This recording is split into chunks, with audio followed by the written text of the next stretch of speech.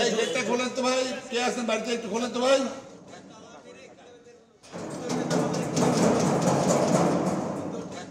তিতাসের কর্মকর্তাদের উপস্থিতি টের পেয়েই ভবনের ভেতর থেকে তালা লাগিয়ে দেন বাড়ির দারোয়ান। ডাকাডাকি করেও আর তাকে পাওয়া যায়নি।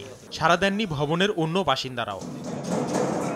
দক্ষিণ কেরানীগঞ্জের এই ভবনের পাশেরটিতেও চলে চোর পুলিশ খেলা। অভিযানের খবর পেয়ে আগেই খুলে রাখা হয় তিতাসের গ্যাস সংযোগ।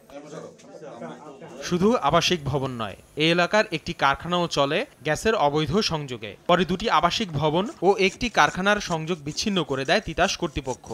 30টা চুলা অবৈধ গ্যাস ব্যবহার করতেছিল। কয়েকদিন আগে সংযোগ বিচ্ছিন্ন করার পরেও পুনরায় আবার গ্যাস ব্যবহার করছে।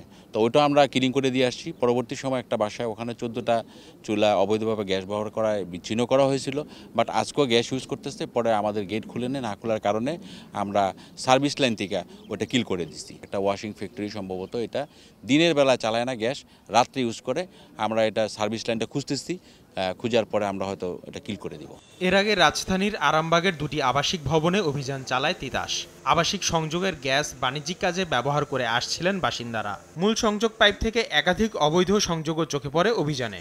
আমার তো কোনো হোটেল রেস্টুরেন্ট নেই, আমি জাস্ট এই আপনার এই মতিঝিলে কয়েকটা লোকের খাবার দেই।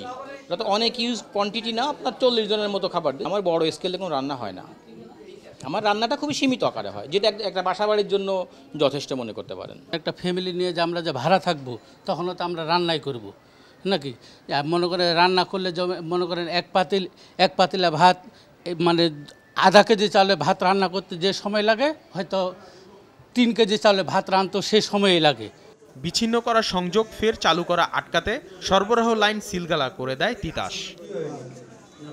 আসিফ মোহাম্মদ সিয়াম, সময় সংবাদ, ঢাকা।